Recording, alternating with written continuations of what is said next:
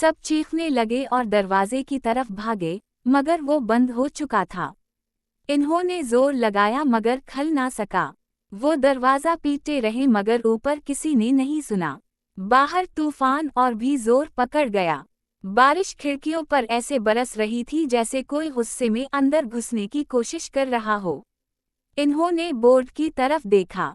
पलीनचीत खुद हरकत कर रहा था और लिख रहा था, अब तुम मेरे हो। दोस्तों को अंदाजा हवा कि इन्होंने खौफनाक गलती कर दी है। ये कोई दोस्त रूह नहीं, बल्कि एक शैतानी हस्ती थी। डेविड ने इन्हें अलविदा कहना भला दिया, जो वाहिद तरीका था सेशन ख़त्म करने और रूह को वापस भेजने का। कवायद तोड़कर इन्होंने जहन्नम का दरवाज़ा खोल दिया था। इन्होंने रहम की भीख मांगी मगर बोर्ड ने लिखा, बहुत देर हो चुकी है। फिर एक खौफनाक गौरात सुनाई दी और अंधेरे में दो सुर्ख आंखें जलने लगें। सब चीख पड़े मगर कोई इनकी आवाज़ ना सुन सका। वो फंस गए थे। मोमबत्ती की लरसती रोशनी में शीला ने फर्श पर कुछ देखा, नमक का दायरा। गलेन हमेशा अपनी दादी के मशवरे पर नमक साथ रखता था।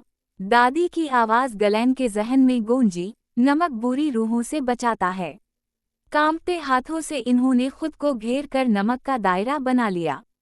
सुर्ख आंखें झिझक गईं, फिर एक चीख के साथ गौरात बंद हो गई।